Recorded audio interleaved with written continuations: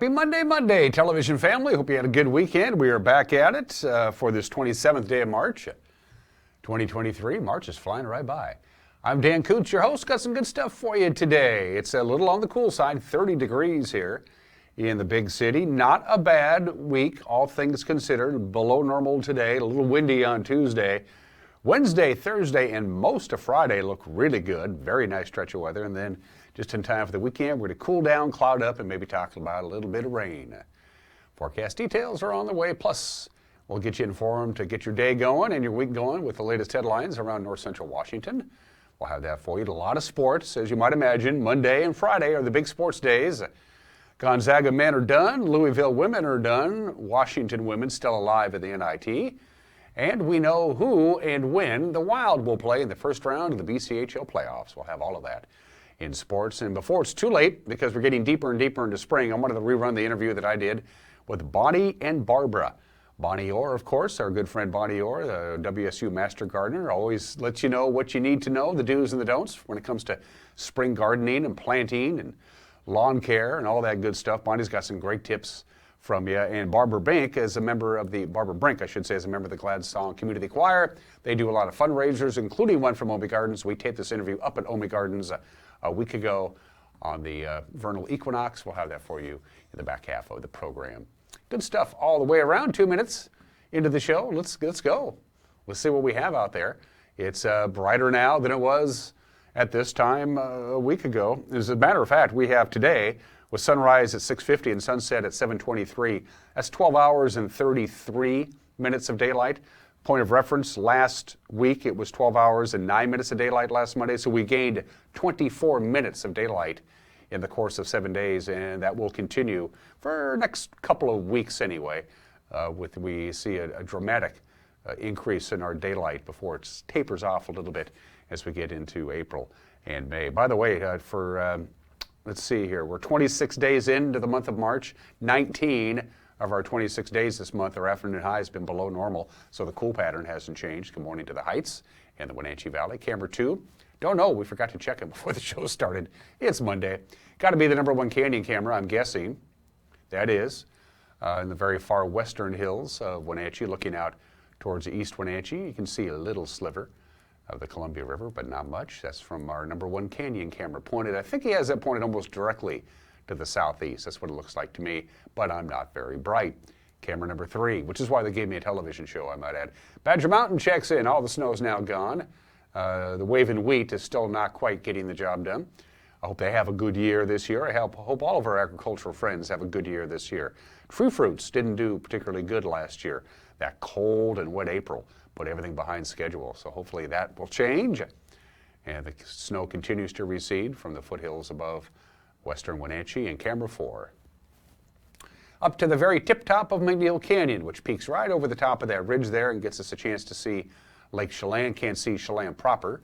It's hidden, and you can still see the snow continues to recede around the shores of Lake Chelan from our McNeil Canyon camera. Spectacular stuff up there. All right, let's hop right to it. Let's get to the forecast. Lots of sunshine today, not particularly warm. High of only 51. Again, our normal high this time of the year is 56. For reference, Saturday we topped off at 49. Yesterday, 51. Going to do it again today. Today is going to be pretty much an exact repeat of Sunday. Mostly sunny skies, some filtered sunshine, and again, a high of 51. 33 for the overnight low tonight. The clouds will be rolling in tonight. Partly sunny on Tuesday. It's going to be quite windy tomorrow. We'll have sustained winds about 20 miles an hour. There's a big system off the coast of the Pacific Ocean, but it's not going to visit us. It's going to slide to the south and give San Francisco lots of rain, but since the gradients are going to tighten up a little bit because this system is just going to skirt by us, we are going to see windy conditions tomorrow, but a little bit warmer. Things look really good. Wednesday, sunshine, 59, 60 on Thursday, very little wind. In fact, almost no wind at all on Wednesday, Thursday, and most of Friday, and then Friday night, the clouds will begin rolling in. By the time we get to Saturday, we're talking about some rain in the forecast on Saturday and possibly on Sunday, kind of hit and miss with clouds and sun going back and forth. So you're looking for a nice stretch of weather, definitely Wednesday, all day Thursday, and almost all day Friday before the rains roll in Friday night and cool us down for the weekend. At your forecast from the National Weather Service, 5 minutes after the hour. We're going to take a break and have your headlines. You're watching a Monday edition of Wake Up Wenatchee Valley on the NCW Life channel.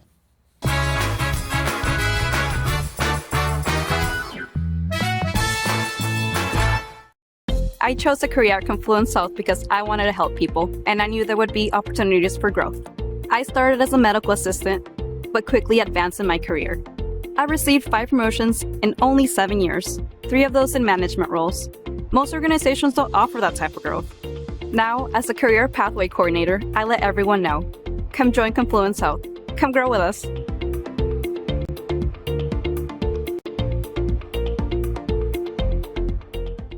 Hey there folks, Blueberry Carrie here to invite you on out to Blueberry Hills to experience some real treats. Take a look at our homemade cream pies, our amazing cheesecakes, and don't forget our famous banana pudding. Remember, we're more than just great treats. People come from all over the world to experience what has been called one of the best destination restaurants in the Pacific Northwest. So come on out and see what all the fuss is about. Blueberry Hills in Manson. It's where the world is coming to.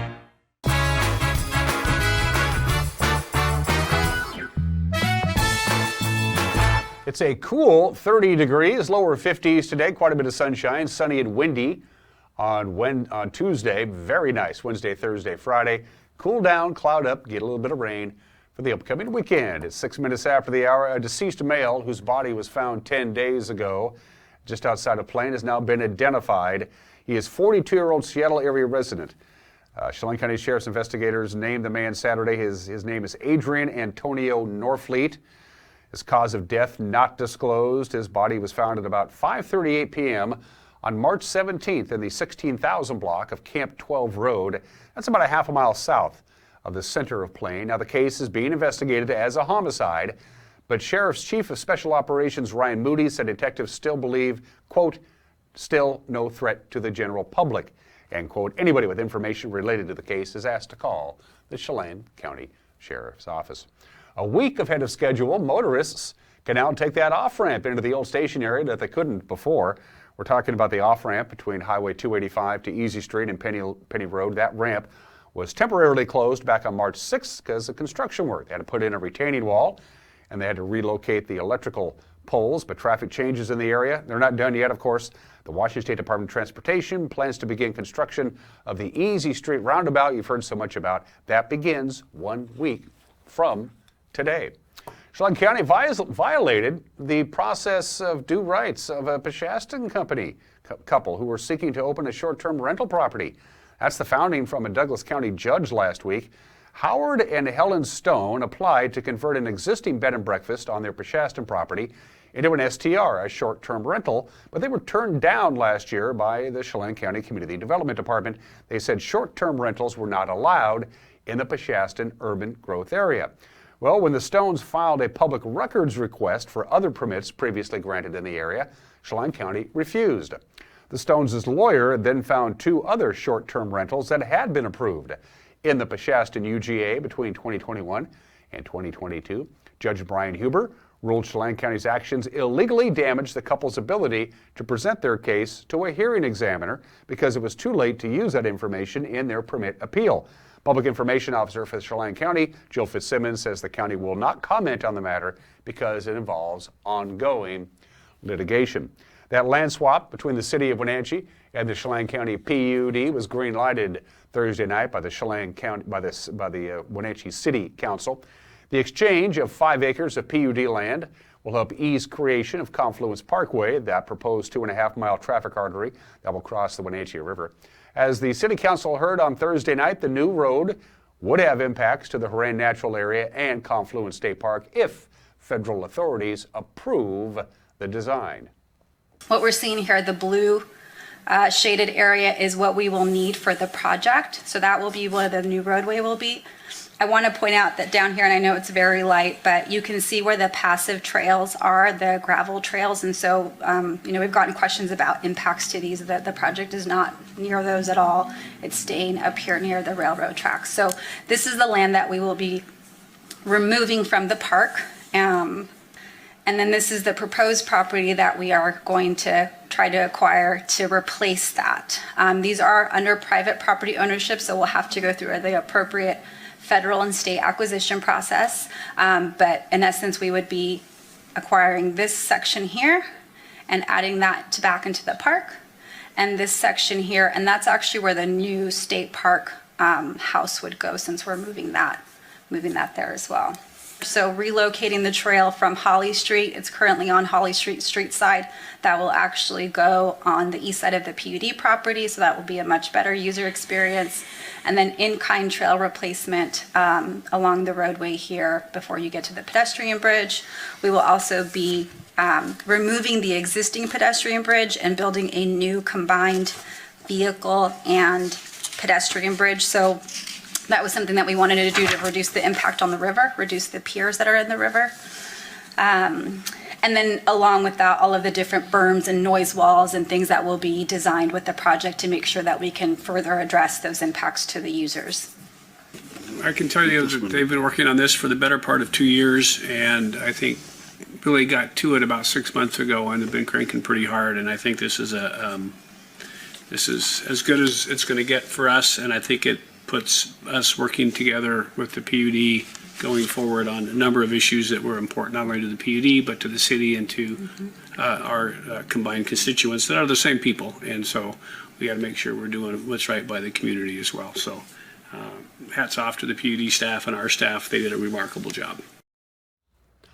Lifeline Ambulance is extending their coverage out to Grant County. They're going to do that this summer. Lifeline provides service to 27 square miles in Chelan, Douglas, and Okanagan counties. Now they plan to head on out to the rural areas of Grant County. That includes Freda, Soap Lake, and Warden, among others. American Medical Response, AMR, they have operated ambulances at Grant County since 2010 at no cost to the municipalities or the fire districts. However, AMR requested $350,000 to continue operations in Grant County, citing employee costs, inflation, and lack of increase from Washington's Medicaid reimbursements. Lifeline will be deferring costs for a year while they review the business performance in Grant County. Services will begin on July 1st. Congratulations to the East Wenatchee Police Department. They moved into their new headquarters on Simon Street, intersection of Simon and Rock Island Road. They did it over the weekend, and they're open for business in their new headquarters at 50 Simon Street, the old Aging and Adult Care headquarters, and they start business today at 8:30. Way to go, East Wenatchee Police Department. They'll have a ribbon cutting and open house later on once they figure out where all the furniture goes. That's what's making news at 12 minutes after the hour. The whole crew will be gathering again to get you the news because we believe it's important that you be informed about what's going on in the Wenatchee Valley and in North Central Washington. The news at 5, 6, and 10 with the preview of the anchor, Grant Olson. Good Monday morning, Dan. Coming up tonight on the NCW Life Evening News, lots of sunshine over the next few days with slowly warming temperatures. I'll have all the details in your complete North Central Washington weather forecast. And in sports, Eric Granstrom will have weekend results from area high school baseball, softball, soccer, tennis, and track and field. Also, the latest from March Madness basketball, including Gonzaga's game against UConn on Saturday. That and all the day's news stories coming your way tonight at 5, 6, and 10 on the NCW Life Evening News. We hope to see you then. Dan? Thanks, Grant. On television at 5, 6, and 10, on our YouTube page on demand right about 5 o'clock, on our Facebook page right about 5 o'clock, and on our homepage right about 5 o'clock. And at the bottom of the hour, at the bottom of the screen, is everything you can see to get a hold of us. Gee, it must be Monday. Thank goodness we got a bunch of sports. Don't believe me? Come back in a minute. I'll prove it to you. You're watching Wake Up Wenatchee Valley on the NCW Life channel.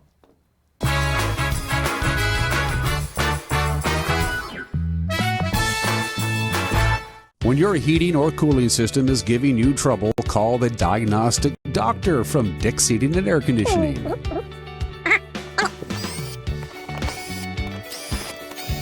Here's the culprit right here.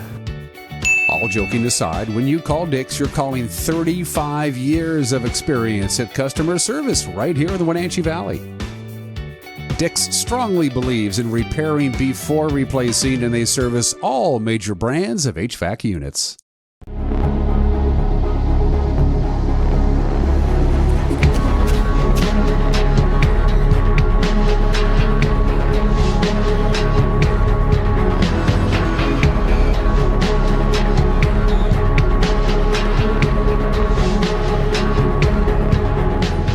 Walkabout Grill, open 7 days a week for lunch and dinner in downtown Wenatchee and now downtown Leavenworth, where eating out is eating healthy.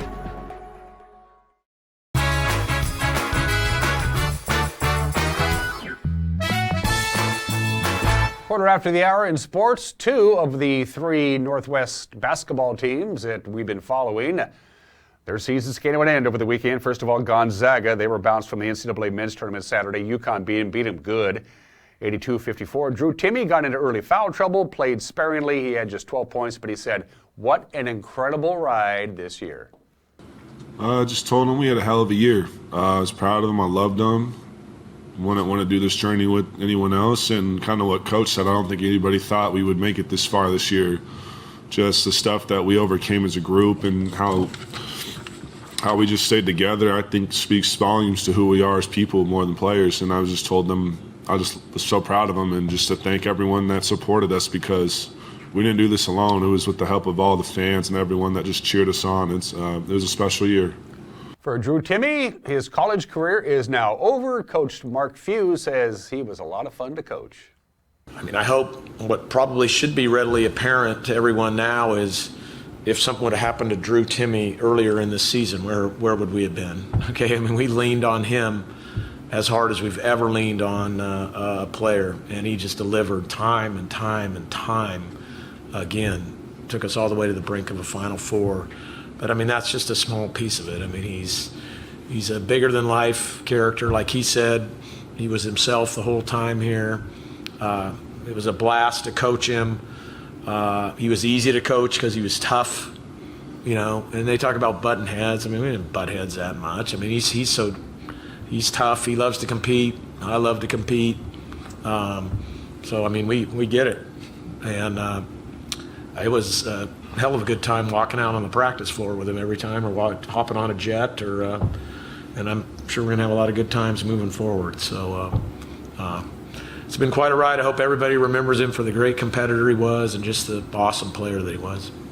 So the Final Four is set. UConn advances, as you know by now, alongside Miami of Florida, Florida Atlantic, and San Diego State. First time in NCAA history that there will be no number 1, no number 2, nor any number 3 seeds in the Final Four. Haley Van Lith's Louisville Cardinals season came to an end yesterday, 97-83. The final, Iowa beat them in Seattle for the 4th straight NCAA tournament game. Haley led the Cardinals in scoring, and she says she needs no motivation to make another run next year, her senior season. You know, I'll be completely honest. I'm not motivated by external factors. I'm motivated by myself, and I always have been. If we would have won the national championship this year, I would have had the same amount of motivation in me, and that's just who I am. I'm not motivated at all by the fact that they named me honorable mention.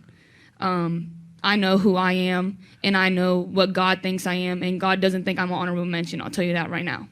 So I don't need external motivation. I'm internally motivated. Iowa's Caitlin Clark, 41 points, 10 rebounds, 12 assists. For the first time in NCAA tournament history, it was a 40-point triple-double, and the head coach of Louisville said, yeah, she's a handful. She played great. She made some big shots. You know, she passed the ball well.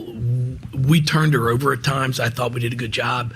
We just had some opportunities that, you know, we give them 18 fast break points, and that's what we had talked about. We got to make them earn everything. She's going to make tough shots. She takes tough shots.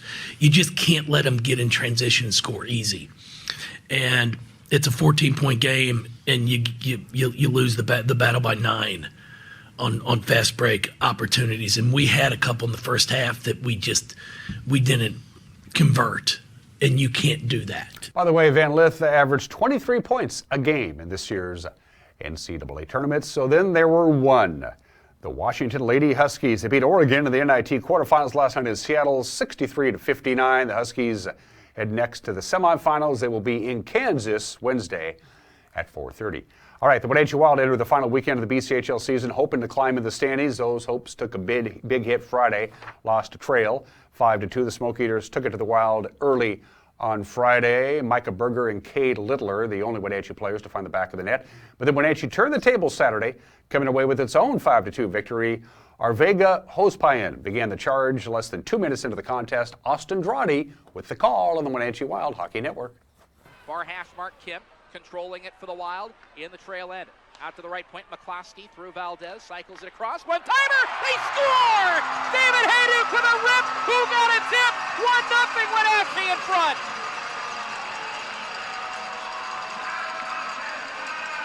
Big number 1-1 makes it 1-0. Arvego Hovsepian, hello! Littler has a rebound in the corner, trying to find some help. Gets it to Berger along the end wall. Rolled it back to Littler, down to 30 seconds left of the man advantage for Wenatchee. Wrist shot, Gasparini, they score! A tip in front, and the Wild lead it 2-0.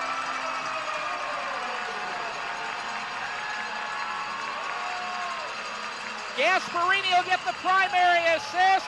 Micah Berger gets the last touch. Bushy left wing, plays it off the wall, out top, one-timer, it gets through, they score. Brady Hunter with the one-timer down the slot, and a power play marker for the Smoke Eaters cuts it 2-1. Looking for just his 4th win on the season. Berger on the near corner, sent out for Littler at the bottom of the faceoff. Circle out front, they score! Micah Berger again! Right at the top of the crease. Maddox a little too close to make a difference, and the Wild lead at 3-1. Back out to the blue line. With it was Bonnet trying to drag it into a forehand shot. Mann sniffed it out, saw it coming, drives it in, backhand forehand, he scores. Whipple finding Willoughby near corner. Smoke Eaters trying to move it out right to left. Hunter over the line. Wild get this one back, just coming back over the line in time as Valdez, and enters onside. Valdez trying to get to the front, popped up in the air, it's in the net, they score!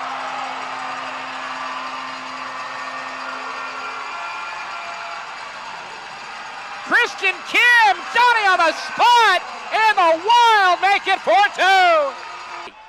Chipped over the blue line, stolen again with Sidlowski, weaves it around a couple of defenders, he's still got a couple to beat. Sidlowski almost curled off his feet and he rolls it in! His final home game of the regular season in junior hockey, and he might just be the one to score the final goal tonight. Drops it off. Chance for Valdez, no second chance running wide for Kim, down to 5 seconds. We'll let the crowd call the rest of the season right here.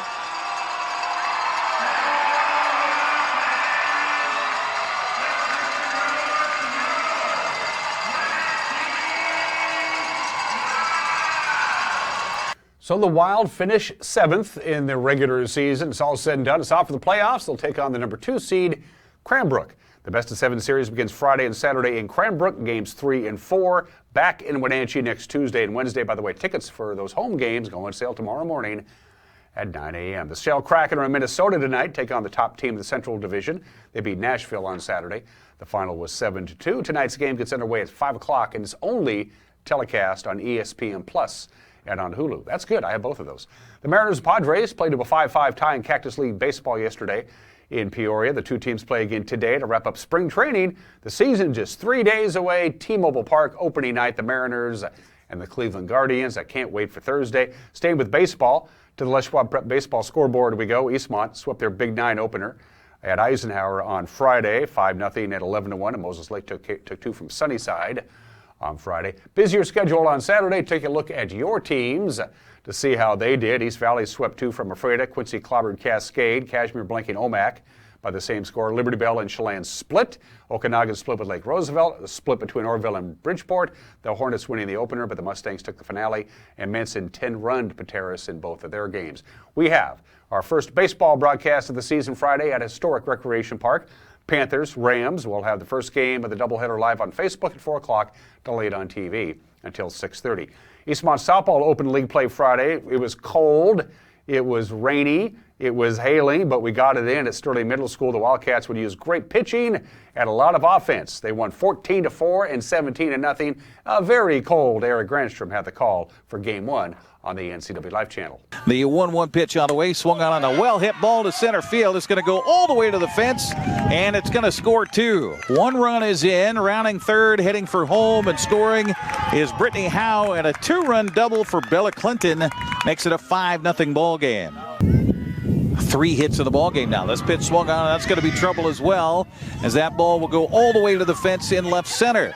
Rounding third and heading for home is Bella Clinton. A stand-up double for Hallie Pierce. It's 6-0 Eastmont. Count remains full at 3-2. Runner at second, nobody out here. Top of the sixth. Pitch on the way is a strike. 3 cold. Gone looking is Soom. And the first out here of the 10th is the 10th strikeout by Liz Hines, and the third time she has struck out Ellie Soom looking. Pitch on the way, swung on and chopped to the right side of the infield. The play is made there, and flopping home on the play for the winning run will be Emily Osborne on a fielder's choice. 4-3 on the putout for the second out, but that'll do it, giving an RBI to Howe as Eastmont comes through with 6 runs in the 6th inning to get the win here by a score of 14-4. 14-4 in game 1. Game 2, it was all about Brittany Howe. She dominated on the mound, and Brittany dominated at the plate. The 0-1 pitch on the way, swung on and hit in the center field. That's going to get in for a base hit, get past the center fielder. 1 run scores. 2 runs are going to score, give 2 RBIs to Billa Clinton, and the Wildcats lead it 6-0. Duncan 1 for 1 with an RBI and make it 2 for 2, and that might clear the bases. 1 run scores, 2 runs score. Here comes the third, and it will be a 3-run double for Callie Duncan. Leadon is ready, Soon is ready, and the pitch by Howe is well struck to right field and gone. Gone. 2-run home run for Brittany Howe. She's done it on the mound pitching, and now she's done it at the plate for the Wildcats. And Brittany's pitch on the way to her is swung on and missed, and that will do it for Eastmont in a 3-up, 3-down inning. And the Wildcats sweep the doubleheader from the Cadets here today. 14-4 in the opener and 17-0 in the nightcap. Pretty impressive from Brittany Howe. She earned the win on the mound and had 6 RBIs at the plate. Liz Hines, by the way, 3 for 3 at the plate with 4 runs. Other fast-pitch softball action from Friday. Moses Lake swept its Big 9 opener with Sunnyside, and Ephrata dumped Grandview in 2 games. Saturday, Moses Lake split at Twin Bill at Meade. Brewster swept Tenasket in girls softball. Okanagan takes 2 from Lake Roosevelt. Orville blasting Bridgeport in 2 games. Davenport and Manson combined for a total of 81 runs in 2 games. That's a lot. By the way, Eastmont bounced back from its overtime loss to Wenatchee Tuesday in boys soccer. To the soccer scoreboard we go. They beat Moses Lake in Moses Lake 7-1. The Panthers defended their home turf. They beat Sunnyside, and Tenasket took care of Pateros. That was Friday soccer. Saturday soccer, Prosser and Ephrata, they didn't play. We don't know why. They're going to move it to today. Liberty Bell blanked Omak, Quincy, Troncy, Medical Lake, Manson topping Cashmere, Bridgeport beat up Orville, and Tenasket topped Colville. We'll be back at Wildcat Stadium tomorrow night. Eastmont hosts Eisenhower. Sebastian Amat with the play-by-play pregame 6:50 here on the NCAA Life Channel. And finally, the Wenatchee Bighorns 0 for 2 on their current road trip. Lost to Salem 122-96. On Friday, they'll continue their road trip at Compton College Friday against South Bay. That'll be at 7 o'clock. And those are just some of the games that people are playing at 28 minutes after the hour. March 27th is National Joe Day. Hello, Joe. What do you know? Joe is a shortened version of the name Joseph, which is Hebrew from Yosef. It means he will add or God will increase. Famous Joes, including the current president. Famous athletes, Joe DiMaggio, Joe Namath, Joe Montana. Rock and roll, Joe Cocker, Joe Walsh. G.I. Joe, Joe Jonas, Joe Cool. Joe was a very popular name for a long time. Then it kind of fell out of favor. It's starting to come back a little bit. By the way, during the Middle Ages, the name Joseph was the most popular name out there. A lot of boys were named Joseph in the Middle Ages. Not so much anymore. Hello, Joe. What do you know? Bottom of the hour. Today in history, the case of Mary Mallon, known as Typhoid Mary. On this date in 1915, she was put into quarantine, never to come out again. She lived pretty much 3 decades in quarantine until she died. She was asymptomatic. She was asymptomatic of typhoid. She could carry typhoid, but she didn't get it herself. The problem with Mary Mallon is that she was a cook. If you're a cook and you are a carrier of typhoid fever, well, you shouldn't be a cook and be a carrier of typhoid fever. She was presumed to have infected about 25 people, 3 of whom died of typhoid, forcibly isolated by public health officials twice. Third time it took. She spent 3 decades in isolation, but she went into quarantine and never came out on this date in 1915, the case of Typhoid Mary. The Good Friday earthquake in Alaska, the second most violent earthquake ever recorded since they came out with the idea of seismologic instruments to measure the strength of an earthquake. 9.2 on the Richter scale, 125 people died, including, well, Anchorage got slaughtered. And here's the most amazing thing. A 9.2 earthquake, extremely violent. It lasted for 4 minutes and 25 seconds. It just wouldn't end. The Great Alaska Earthquake of 1924, 59 years ago today. And common sense would tell us that the deadliest plane crash ever will be a plane crashing, a plane falling out of the sky. That's not the case. The deadliest plane crash ever took place on this date in Tenerife, in the Canary Islands, when 2 planes collided on the runway, 2 Boeing 747s. One was taxiing down the runway. Tenerife was a regional airport. It was not a major airport. All the planes got diverted to Tenerife for reasons I don't want to get into. They just had one runway. So after each plane landed, they had to use the runway as a taxiway. One plane was taxiing down. I'll tell you what, we'll let David Brinkley explain. In the horrible air crash in the Canary Islands, what is known now is that at least 578 people died, the worst ever. What is not known now is exactly what caused it to happen. Here on a diagram of the Tenerife airport in the Canary Islands with some models, we will show you what facts we have been able to get at this hour. The 2 planes were parked here at the terminal. Normally, to roll to the end of the runway, they would have used this taxiing strip. But it was crowded with parked airplanes, and so they both were rolled out this way. KLM in front, Pan American behind it. Exactly how far, we don't know. KLM rolled down here, off into this little side place, down the taxiway, to the end of the runway, and sat there waiting to take off. Pan American was rolling down behind it. At about this point, the tower said to the Pan Am pilot, "Are you clear of the runway?" He said no. At about this point, he saw the KLM plane charging toward him. He tried to turn into this ramp to avoid it. It was too late, and they collided at that point. With the result, as we say, 578 people dead. All 248 people on the KLM were killed, 335 in the Pan Am. 61 people on the Pan Am, the plane that got hit by the KLM, actually survived. Final death toll, 583, the deadliest aviation accident ever. And finally, one celebrity birthday, Mariah Carey. The 5-octave vocal range, she can sing rings. She's okay. I like her. I don't really like her, but you have to be impressed with somebody who has a 5-octave vocal range. That's 4 more than me. Happy birthday, Mariah. She's 54. Quick break. Mike Magnotti's opinion and my conversation with the 2 Bs, Bonnie and Barbara. We're talking spring gardening and Omi Gardens. Coming back. You're watching Wake Up in Wenatchee Valley on the NCW Life channel.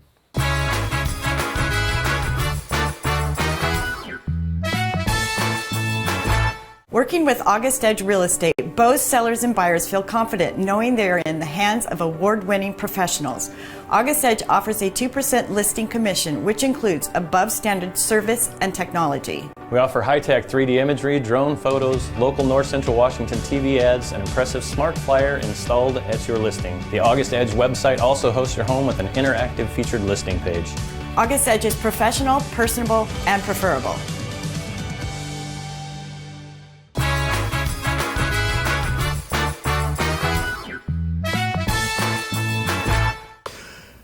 This is Mike Mad Dog Magnotti, and everybody is entitled to my opinion. So, recently a local, let's call them an organization, was teaching young boys to be real men, shooting guns, fording rivers, carrying heavy logs, that macho stuff. Okay, really, I don't have too much problem with some of that, okay? Within reason, a man can raise his son any way he sees fit, but are we teaching our sons that strength and toughness are really qualities of the mind and the heart?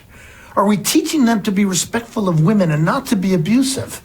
I mean, it's fine if you want your son to be physically tough and be able to properly handle a firearm. Yeah, it really is. But are we raising our sons to be the type of men that we want our daughters to meet and marry? That's the question. This is Mike Mad Dog Magnati, and that's my opinion.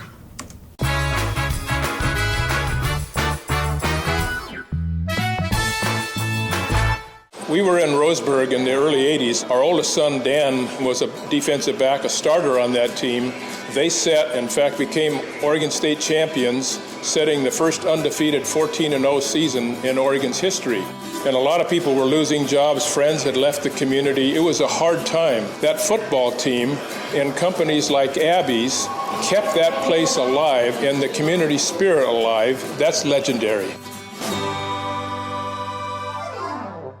Are you dealing with a pest or weed issue and you just don't know what to do? We use the best pest control methods approved for areas with kids and pets. Whether it's rats, mice, ants, or spiders, or something else altogether. We provide the coaching and solutions you're looking for. And you can know that your dollars are supporting a local, family-owned and operated business. Allow us to help you get back to living healthy and pest-free. Harvest Valley Pest Control.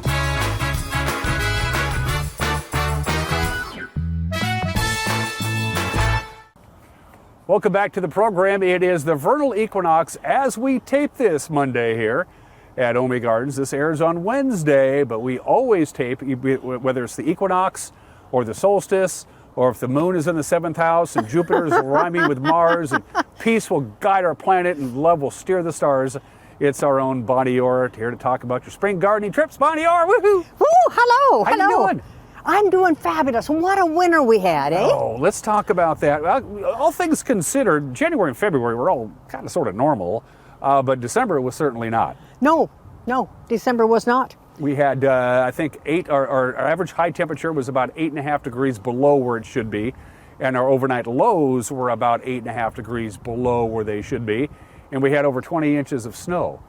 It snowed and it stayed. And my question is, what is as it should be? I mean, we don't know what normal means anymore. That's true. Yeah. And the same with the summer heats. We don't know what's normal anymore. And we're going to talk about that in just a little bit. Well, right off the top, let's talk about snow mold, because I'm allergic to snow mold and I've never had it this bad that I can remember. What's going on? Everyone who has a lawn has snow mold. Okay, so what happened is that the ground was quite warm, and because it hadn't even gotten into the 40s, during the day, and it snowed on November 2nd. And because the ground was warm, and the light goes through the snow, and it grew snow mold. And if you had fertilized your lawn in the fall, you got even more. So it has nothing to do with the fact that I never got a chance to rake up my leaves before the snow came. Nope. No, the leaves would just kill spotches of lawn where the light couldn't get down to the lawn, because the lawn continues to grow under the snow. That's right, it does. Yeah. So we had a cold and snowy December, but then January and February kind of even out a little bit. But February was dry. It was dry. It was a dry February. Yeah. It was a dry February. So what does that put us as we welcome spring, as far as what we need to know right off the bat? What did winter do to our yard? Much of anything, really? Well, I did a little, dig into the soil, and the soil is moist about 6 inches down.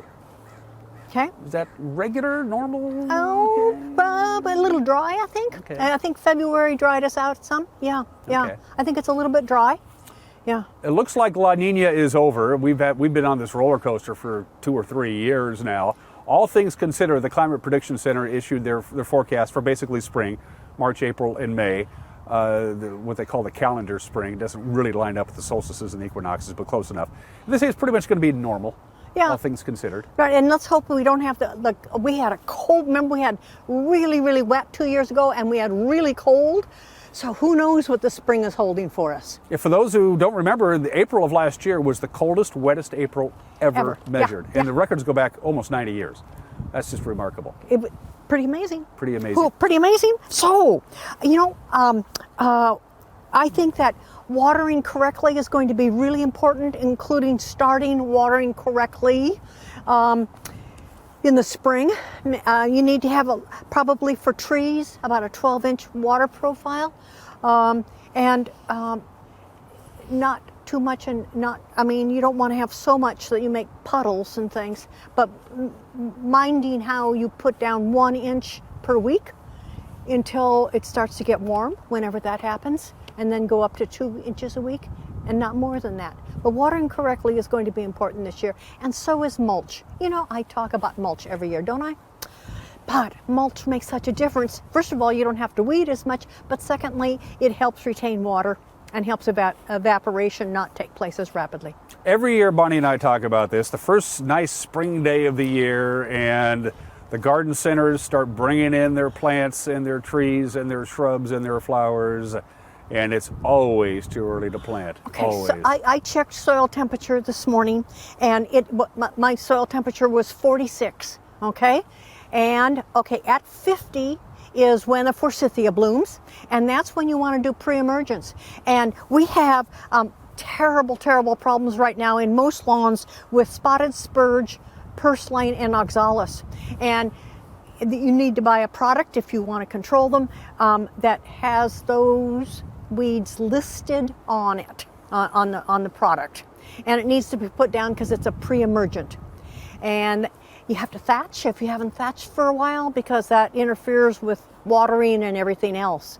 The problem with people wanting to plant their gardens, people say, oh, the birds ate all my seeds or something, but really the seeds rotted.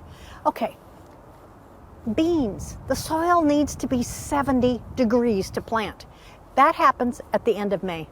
And so planting a garden before the end of May, you're just setting yourself up for failure, I think. Our rule of thumb growing up is we always planted the garden on Mother's Day, and that always seemed to work out pretty good. Mother's Day is May, the beginning of May. People here used to always plant on apple blossom, but it really is early. The soil temperature, it needs to be 70. Your friend Mike did a lot of homework, and we want to appreciate him because he put together some graphics. Thank you, Mike. Yeah. And the graphics that you're going to see on the screen and the numbers are scary. How would you describe it? Startling, I think. Startling. Walk people through what we're talking about. Well, so that the number of days over 86 degrees has increased dramatically since 2014. Just in those 9 years. Yeah. And which means that if you have plants that don't have a horticultural set point for higher temperatures, your plants are not going to thrive. And this is going to be really hard on plants such as dogwoods, which always get toasty on the end of their leaves, but especially so, plants are not designed to pull up lots and lots of water. And as it gets hot, and last year how windy it was, hot and windy, boy, that desiccates things in a hurry. And we've had back-to-back really bad years for tomatoes. Your tomato fanatics out there, it has not been a good run lately. No, and we actually had to harvest tomatoes in September instead. Yeah. They just don't like it when it gets hot. They get all pouty. Well, if it gets over 90, the pollen dries up and it doesn't set. Mm-hmm. Yeah. And that means you have to go buy those store-bought tomatoes that look perfect, and they just I've never done that. Yeah, I know. I wouldn't consider it. I would eat anything before that. What's next on our list of things to do, Bonnie? Our next things is what are we? We're going to go down to the next part. Sure. Arbor Day. April 22nd. April 22nd, and we're going to be with Sustainable Wenatchee at Pybus. And we're going to be at Kashmir, Eniat, and East Wenatchee.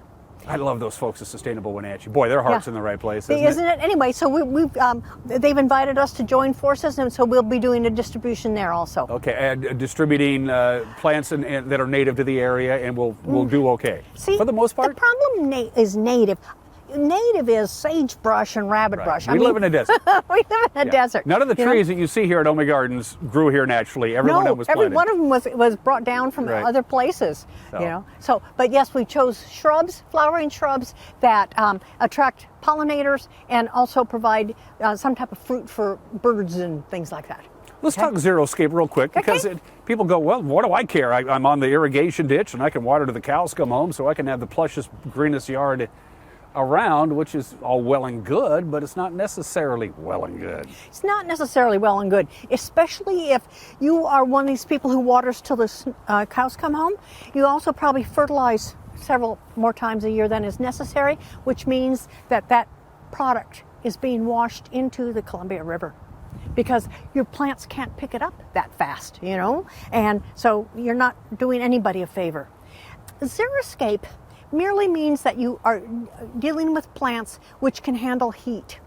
And we need to consider that. And you know, the master gardeners have that Xeriscape garden down by the on the riverfront trail. Yes, right along the Columbia, the Apple Capital Loop train, Trail. the Sanders Sanders train. Right down there. Right down there. And people can go, and there's all sorts of plants that bloom from the end of March until frost. A couple questions for you. We didn't have an autumn, so the leaves on my oak tree never came off. They just hung on there, and then they finally did in one big plump. So I haven't raked my leaves, and here it is March, and they're still sitting on my yard. Do I have some issues there? You do need to rake them because the lawn wants to grow, and it will be shadowed.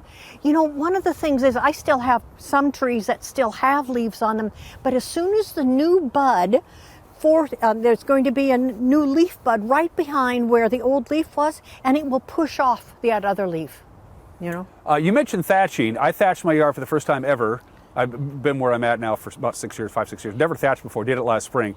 And I had the best year of my yard I ever had. It just thrived, and I didn't have to water it a great deal. Is thatching something you need to do every spring? No. It depends on the type of lawn you have. If you have a Kentucky bluegrass especially, it makes thatch. And thatch is old grass blades and old roots that are at the surface.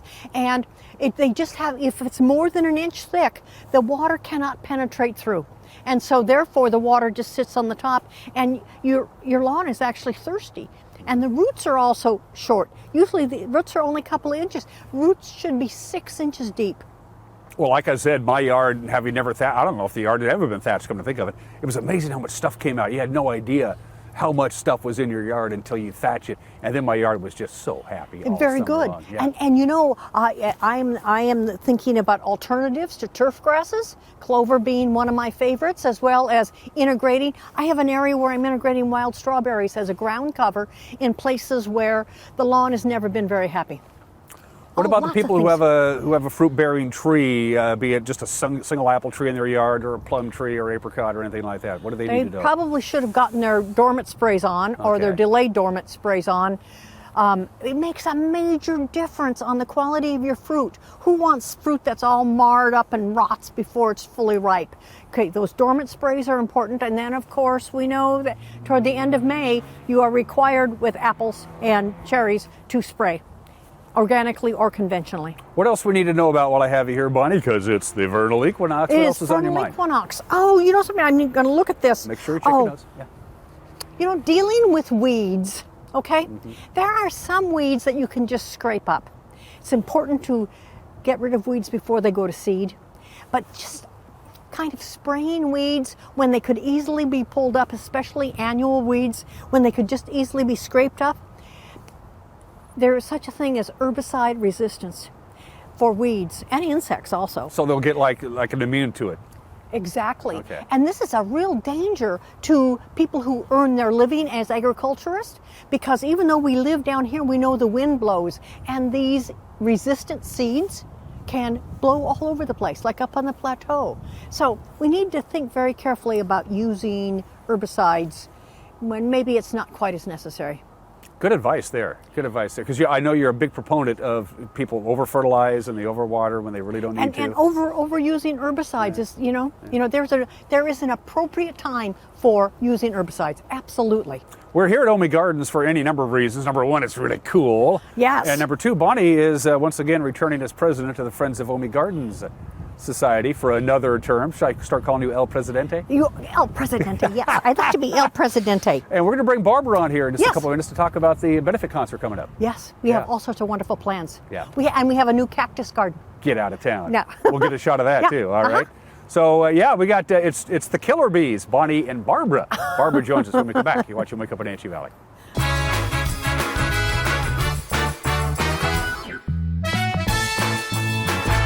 So, How's Evan? Well, he's all grown up now, but I worry about him. So many dangers in the world. COVID, the environment, the opioid epidemic. Yeah, I hear opioid misuse is on the rise. I don't even know how to start a conversation with him. This might help. GetTheFactsRx.com. There's a whole section on how to talk about opioids with your family. Offer support, not judgment. Cool. Talk to your family about the dangers of opioids. Visit GetTheFactsRx.com.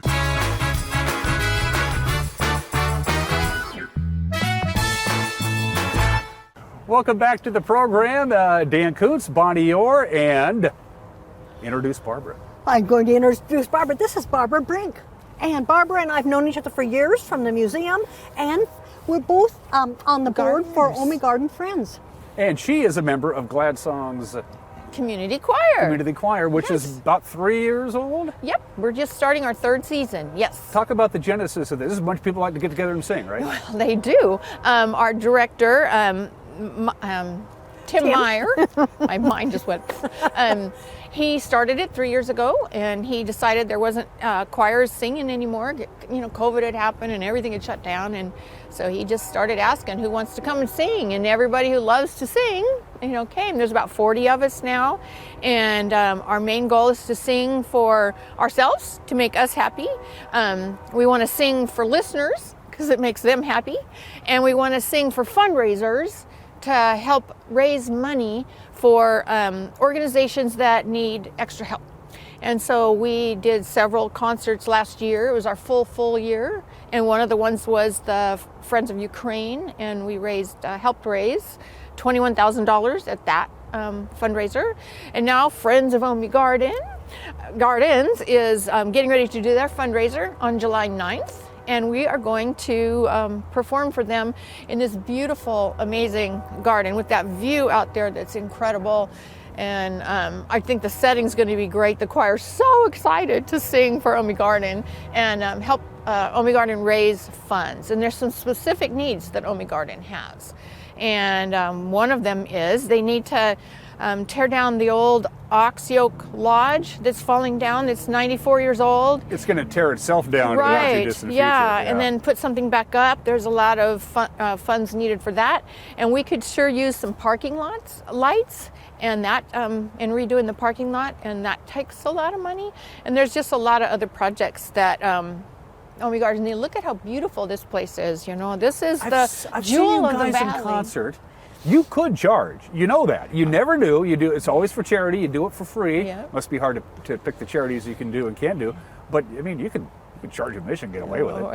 We are fun. We don't stand still and look at a folder. We're moving and dancing and singing and laughing and entertaining, and we just enjoy it. And it's going to be a fabulous evening. There's going to be wine and food available, and there's also going to be a flute choir. A flute choir. Explain that. I have no idea what that is. It is a group of people here in the Wenatchee Valley who enjoy playing flutes as much as Barbara and her friends love to sing. And they're going to be the intermission when you can go and get some refreshments. Wow, and that's July 9th. July 9th from 6 to 8. But your calendar for your choir is busy all year long. You guys got gigs all year. Our season starts in the 1st of May, so we're practicing away, and then we have 3 scheduled concerts set, and we're looking for more. So if anybody knows of a fundraiser, we'll sing. It has to be a fundraiser. You know, we don't sing real quickly because we don't have a lot of time. Give folks an idea of your repertoire when they go to a concert from your choir. What are they going to hear? What kind of music? What kind of sounds? We've got multiple different types of music. We have country. We have the Moody Blues. We got some of that. We do once in a while sing a gospel song. Everything we sing is that feel-good music. Love Can Build a Bridge is a country version. I'm drawing a blank. We sing so many songs. We have 35 memorized songs, which I did not think I could do, but I did. And the one other thing I've noticed, and from these, you guys are having a ball. You're having a good time. Having a good time. Yeah, you're all smiling and having a good time. If you could see our director, because everybody sees his backside while we see his front side. He just makes it happen. He is amazing. When he starts moving and directing us, you just want to sing more. And it's just fun. He just makes it fun. Bonnie, how do people become a friend of Omi Gardens? How do they get to be a part of your organization? They buy a season's pass. That's all there is to it. And then they volunteer for activities. You know, we've been working on the cactus garden. We always have weeding. Last year we had Wednesday's wine and weeding. And we have always chores to do in the garden. And we need people to help us write grants. And oh my gosh. The best deal in town is an Omi Gardens Season's Pass. It's ridiculously cheap. And you can come and go as you please during regular business hours. It's they should charge more. They should charge like you guys should charge. You know, it should be a big deal. Thanks, Barbara, for taking some time out and joining us. Thank you for helping us advertise for both Anytime. Omi Gardens, the Friends of Omi Gardens, and Gladsong. And Gladsong has a Choir. Facebook page too, so you can check it out. They have videos of some of their performances. You can get a hold of them there. On the website, gladsong.org. They got 40 members. They could always use 40 too. How are you doing for baritones? Yeah, you go, We could really Oh, use. Dan, wouldn't you have fun? I'm in the union, so you know We I have to legally charge for my service. Yeah, we need some bases, that's for sure.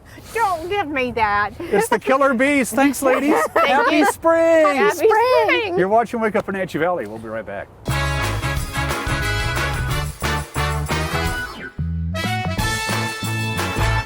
At Washington Trust Bank, can't is a four-letter word. I think we should hire more people. Doug, late for a meeting. Hey, we need to build a home office. We're adding another bathroom. We need a warehouse. I can't imagine how we do that. We believe you can do whatever you set your mind to, and we'll help you get there. Washington Trust Bank, privately owned, locally invested. Oh, look at this. This would look really good in the kitchen. Or the living room. Just look at it. New windows are a work of art. Upgrade your home's windows and get way more cash back.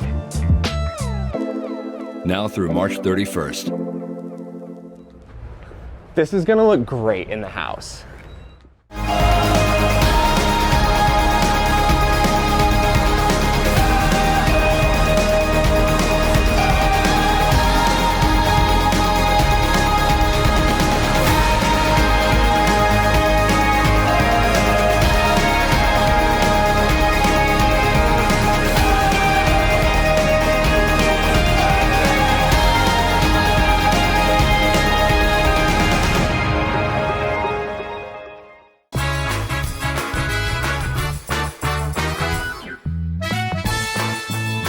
Couple minutes to go on this Monday edition of Wake Up Wenatchee Valley, and like all Mondays, pretty much panned out like it usually does. I'm here and I'm working. I'm just not working real hard.